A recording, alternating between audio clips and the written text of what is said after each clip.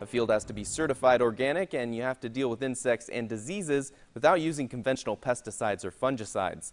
But Iowa State University researchers are partnering with a local Iowa organic grower to find alternative ways to deal with the problems an alternative way of growing food has. I headed over to Adel to see the research. There's insects, there's diseases, and particularly if you're doing this organically, it's fairly difficult to be able to manage all of these kinds of threats to that food. And so one disease in particular is called cedar apple rust, and so that affects apple trees. And organic growers are trying to understand what we can do to manage that disease. Iowa farmer Maury Wills has been organically farming since he first planted his apple orchard in 1992. Along with ISU researchers, he's set up a couple long-term projects on his farm. One is to evaluate management products for diseases like cedar apple rust. ISU's Joe Hannon's side of the research is evaluating roots for high-density orchards. We're basically looking at different rootstocks and seeing how they perform in an organic situation. So we've tried them in conventional orchards, and so you really want to know, okay, what we already know about these rootstocks, does it really hold true when we go into the organic setup?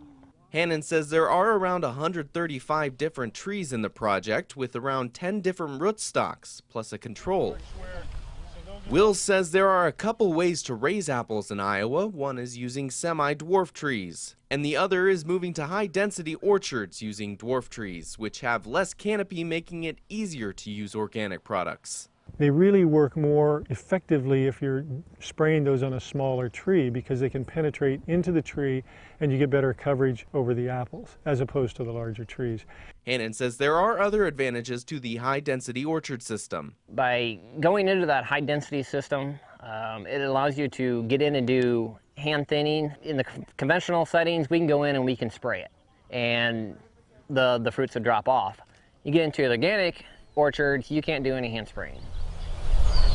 Hannon adds dwarf trees produce a lot faster. Trees planted this year could be in production next year or the year after. Semi-dwarf trees can take 5 to 7 years to produce. Large crops in the European areas affecting grain markets, according to market analyst Brian Roach with Roach Ag Marketing.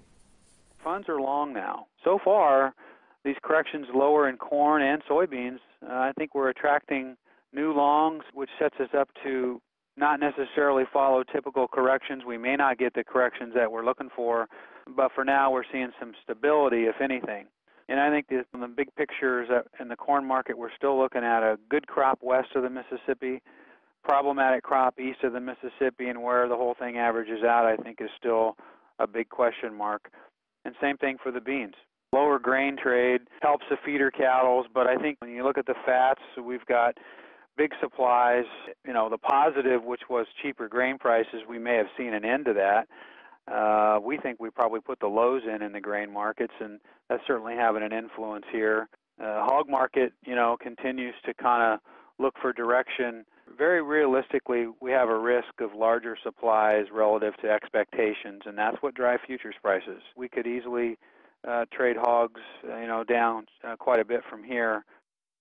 We put stories up every day. Check out WHOTV.com.